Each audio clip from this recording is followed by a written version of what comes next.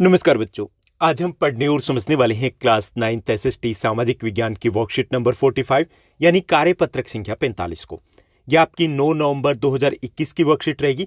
आज की इस बेहद आसान सी वर्कशीट में हम पोल साइंस सिविक्स के सेकंड चैप्टर लोकतंत्र क्या, लोकतंत्र क्यों को रिवाइज करेंगे। इट मीन्स ये हमारी रिवीजन वर्कशीट रहेगी। हमें यहाँ पर इसी चैप्टर से रिलेटेड एक अनुच्छेद दिया गया। इस अनुच्छेद को हमें पढ़ना है, समझना है और फिर इस पर आधारित कुछ आसान से प्रश्न है जिनको हमें हल करना होगा। तो ये जो अनुच्छेद दिया गया, इसी प्रकार के 2 अनुच्छेद आपको टर्म 1 के एग्जाम में मिलने वाले, जो कि आपके नेक्स्ट मंथ से स्टार्ट होने वाले। ठीक, तो वहां पर 2 अनुच्छेद रहेंगे। एक अनुच्छेद आपका हिस्ट्री इतिहास में से रहेगा, दूसरा अनुच्छेद आपका पॉलिटिकल साइंस या फिर ज्योग्राफी में से रह सकता है। तो चलिए सबसे पहले हम इस अनुच्छेद को समझने का प्रयास करते हैं। तो यहाँ पे बात की गई है लोकतंत्र की। लोकतंत्र आप समझते हो ना, लोकतंत्र के बारे में हम काफी कुछ पढ़ चुके हैं पोल साइंस में। लोकतंत्र 2 शब्दों से मिलकर बना है, लोक जमा में तंत्र। लोक का अर्थ होता है लोग और तंत्र का अर्थ होता है शासन व्यवस्था। यानी लोकतंत्र एक ऐसी शासन व्यवस्था होती है जिसमें शासकों का चुनाव, सरकार का चुनाव है वो जनता करती है। अपने देश में क्या है, लोकतंत्र है। सरकार को कौन चुनते हैं? हम चुनते हैं। In democracy we can choose our government and we can change our government. हम चूज भी कर सकते हैं, चुन भी सकते हैं, चेंज बदल भी सकते हैं। कैसे बदलते हैं? इलेक्शन होते हैं, अच्छा काम नहीं किया तो टाटा बाय बाय बोल देते हैं। ओके, तो ये डेमोक्रेसी होती है। सिर्फ यही अच्छी बात नहीं है कि डेमोक्रेसी में हम सरकार को खुद चुनते हैं या खुद बदल सकते हैं, बल्कि और भी बहुत सारी इसकी विशेषताएं होती हैं।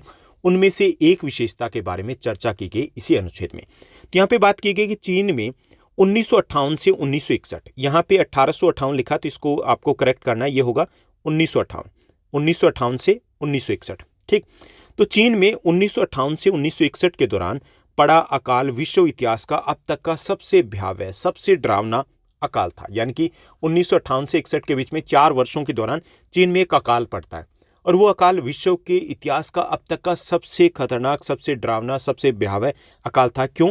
क्योंकि इसमें लगभग 3 करोड़ लोग थे, वो भूख के कारण मर गए थे। सोचिए, भूख के कारण तड़फ करके, क्योंकि उनके पास खाने का नहीं था, इसलिए वो मर गए थे।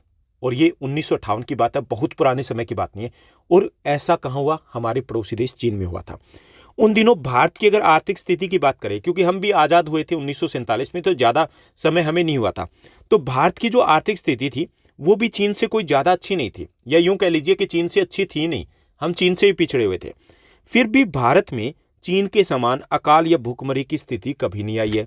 आज़ादी के बाद अगर देखें तो ऐसा अकाल नहीं पड़ा आज़ादी के बाद, न ही ऐसी भूखमरी की कोई स्थिति आई है। अब अर्थशास्त्री जो होते हैं उनका यह मानना है कि ऐसा दोनों देशों की सरकार की नीतियों के कारण हुआ है। तो फिर ऐसा क्या हुआ कि चीन में इतना भयानक अकाल पड़ा जबकि भारत में ऐसी कोई सिचुएशन नहीं आई?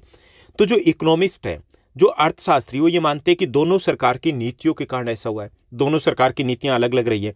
भारत में लोकतांत्रिक व्यवस्था होने के कारण जो सरकार है उसने खाद्य सुरक्षा के मामले में जिस तरह से काम किया वैसा करने की जरूरत चीनी सरकार ने महसूस नहीं की। कि इसका कारण ये कि जो लोकतंत्र होता है उसमें जनता की सरकार होती है, और जो सरकार होती है वो जनता के प्रति जवाबदेह होती है। जनता को जवाब देना होता है, मीडिया को जवाब देना होता है, संसद में जवाब देना होता है, और ना तो वोट तो लेने ना 5 साल के बाद। तो इसलिए जो सरकार होती है, लोकतांत्रिक सरकार, वो थोड़ी ज़्यादा जिम्मेवार होती है। ओके, ज़्यादा जवाबदेह होती है। इसलिए भारत में ऐसी सिचुएशन कभी नहीं आई है, क्योंकि जनता के बारे में सोचना होता है। चीन में क्योंकि सिंगल पार्टी सिस्टम है, एक ही दल होता है। एक दल होने का मतलब समझ रहे हो ना, कि एक ही पार्टी है, हारेगी कौन? वही पार्टी, जीतेगी कौन? वही पार्टी, सरकार किसकी बनेगी? उसी पार्टी की, सिर्फ चेहरे बदल सकते हैं। तो इसलिए चीन में जो सरकार वो ज़्यादा जिम्मेवार नहीं थी, इसलिए उन्होंने इस प्रकार की सिचुएशन की तरफ ज़्यादा ध्यान नहीं दिया, वो ज़्यादा टेंशन नहीं लेते। अर्थशास्त्रियों का यह भी मानना है कि किसी भी स्वतंत्र और लोकतांत्रिक देश में कभी भी बड़ा अकाल या बड़ी संख्या में भूखमरी नहीं हुई है। इसके पीछे भी बड़ा कारण यह है कि वहाँ पर जो लोकतांत्रिक देश होते हैं वहाँ पर सरकार वो ज़्यादा जवाबदेह होती है, ज़्यादा रिस्पॉन्सिबल होती है। अगर चीन में भी बहुदलीय चुनावी व्यवस्था होती, विपक्षी दल होता, सरकार की आलोचना कर सकते, ऐसी कोई स्वतंत्र मीडिया होती, तो इतने सारे लोग भूख से नहीं मरते।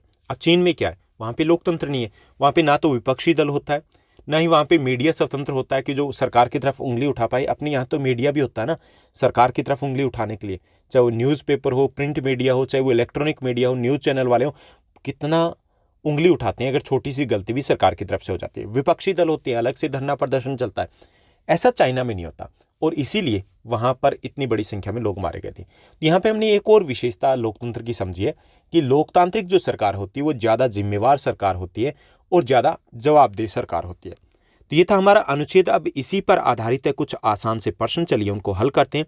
तो यहाँ पर पहला प्रश्न दिया गया, 1958 से 61 के अकाल के दौरान चीन में कितने लोगों की भूख से मृत्यु हुई थी, ये हमें बताना है।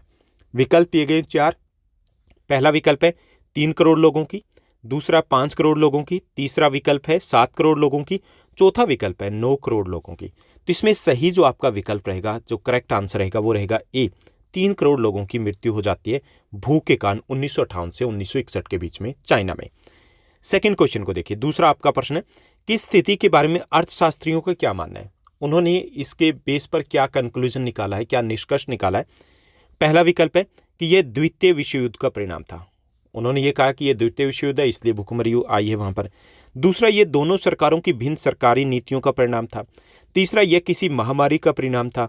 चौथा, यह आर्थिक संकट का परिणाम था। तो इसमें सही विकल्प रहेगा वो रहेगा बी, उनका ये मानना है कि ये दोनों देशों की जो सरकारी नीतियां उनका परिणाम था, क्योंकि भारत में सरकारी नीति अलग है जो जनता पर ध्यान देती है, जबकि चाइना में ऐसा नहीं है, क्योंकि वहां पे लोकतंत्र नहीं है, वहां चुनाव नहीं होते हैं, चुनाव होते हैं तो वो सिर्फ दिखावे के लिए होते हैं। तो बी आपका करेक्ट आंसर हो जाएगा यहाँ पर। तीसरे प्रश्न को देखिए, तीसरा जो हमारा प्रश्न दिया गया कि किस कारण से भारत सरकार भूखमरी और अकाल का सामना बेहतर तरीके से कर पाई थी, कि ऐसा क्या हुआ है कि आज़ादी के बाद हमारे देश में कभी भी अकाल या भूखमरी जैसी इतने बड़े लेवल की समस्या नहीं आई। तो उसके कारण क्या है, पहला नाजीवाद है यहाँ पर, दूसरा यहाँ पर तानाशाही है, तीसरा विकल्प दिया गया फांसीवाद के कारण, चौथा लोकतंत्र के कारण।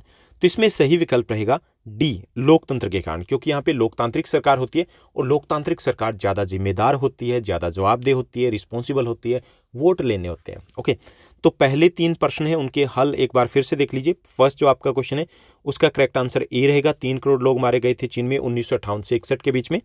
दूसरा जो आपका प्रश्न है कि अर्थशास्त्रियों का मानना है कि ये जो अकाल चाइना में पड़ा था और भारत में ऐसी सिचुएशन नहीं आई, इसका बड़ा कारण था कि दोनों देशों की सरकार की नीतियों में भिन्नता है। और तीसरा है कि भारत में अकाल या भूखमरी का सामना बेहतर तरीके से हमारी सरकार कर पाई, क्योंकि यहाँ पर लोकतंत्र है। तो डी करेक्ट आंसर रहेगा। चलिए नेक्स्ट क्वेश्चन को देखते हैं। अगला जो हमारा प्रश्न दिया गया कि निम्न में से कौन सा लक्षण किसी लोकतांत्रिक सरकार का है, ये हमें बताना है कि इनमें से कौन सा लक्षण है जो लोकतांत्रिक सरकार का है। पहला, प्रेस की आज़ादी पर प्रतिबंध। तो ऐसा तो नहीं होता ना, लोकतांत्रिक सरकार में प्रेस आज़ाद होती है, किसी के ऊपर कुछ भी कमेंट कर सकती है। दूसरा निष्क्रिय विपक्ष, ऐसा भी नहीं होता, विपक्ष होता है लोकतंत्र में और वो चिल्ला चला करके अपनी आवाज़ें उठाता है, मीडिया में बात करता है, धरने प्रदर्शन करता है, आंदोलन करता है। तीसरा है स्वतंत्र प्रेस, ये होता है, प्रेस के ऊपर कोई रोक टोक नहीं होती लोकतंत्र में। और चौथा, एक दलीय शासन, ऐसा भी नहीं होता। जो डेमोक्रेसी होती है उसमें या तो द्विदलीय 2 दलीय प्रणाली होती है, यानी कि 2 प्रमुख राजनीतिक दल होते हैं, या 2 से ज़्यादा भी हो सकते हैं। ओके, तो इसमें करेक्ट जो ऑप्शन रहेगा आपका सी रहेगा कि ये लोकतांत्रिक सरकार की विशेषता है कि यहाँ पर प्रेस जो होती है, मीडिया जो होती है, वो स्वतंत्र होती है, अपनी मर्जी से वो खबरें न्यूज़ दिखा सकते हैं। 5वें प्रश्न को देखिए। 5वां हमारा प्रश्न दिया गया कि चीन में अकाल कितने वर्षों तक रहा। तो यहाँ देखिए कि 4 विकल्प दिए गए, 2 वर्ष, 3 वर्ष, 4 वर्ष या 5 वर्ष। तो वो रहा था 1958 से लेकर के 61 तक। ओके, 58, 59, 60, 61 कितने वर्ष हो गए, 4 वर्ष हो गए। तो आपका करेक्ट जो ऑप्शन रहेगा वो सी रहेगा, 4 वर्ष। ठीक, अगला प्रश्न देखिए। अगला प्रश्न है चौथा प्रश्न कि किस प्रकार के देश में कभी भी बड़ा अकाल या बड़ी संख्या में भूखमरी नहीं हुए। किस प्रकार के देश में? विकल्प दिए गए, पहला विकल्प है चीन में, दूसरा है एक स्वतंत्र देश में, तीसरा एक तानाशाही में, चौथा विकल्प है किसी भी स्वतंत्र और लोकतांत्रिक देश में। तो इसमें सही जो आपका विकल्प रहेगा वो डी रहेगा कि किसी भी स्वतंत्र और लोकतांत्रिक देश में अब तक बड़े पैमाने पर भूखमरी या फिर अकाल नहीं पड़ा है। तो एक बार फिर से देखिए क्वेश्चन नंबर 5 to 6 के आंसर। जो 4th क्वेश्चन है आपका, 4th क्वेश्चन का करेक्ट आंसर रहेगा कि लोकतांत्रिक सरकार का लक्षण होता है वहां पे स्वतंत्र प्रेस होती है। 5th जो आपका क्वेश्चन है, 5वां प्रश्न है कि चीन में अकाल है वो 4 वर्षों तक पड़ा था, सी करेक्ट आंसर रहेगा। और छठा जो आपका प्रश्न है कि जो स्वतंत्र और लोकतांत्रिक देश होता है वहां पर कभी भी कोई बड़ा अकाल या भूखमरी जैसी समस्या नहीं आई। तो यहाँ पर डी आपका करेक्ट आंसर रहेगा। तो ये थी हमारी आज की बेहद आसान वर्कशीट। उम्मीद करता हूँ सब कुछ आपको अच्छे से समझ में आया होगा। अगर आपको ये वीडियो, ये वर्कशीट अच्छी लगी तो इस वर्कशीट को लाइक और शेयर जरूर कीजिएगा। आज के लिए बस इतने ही। Thank you, bye bye, have a nice day. मिलते हैं नेक्स्ट वीडियो में।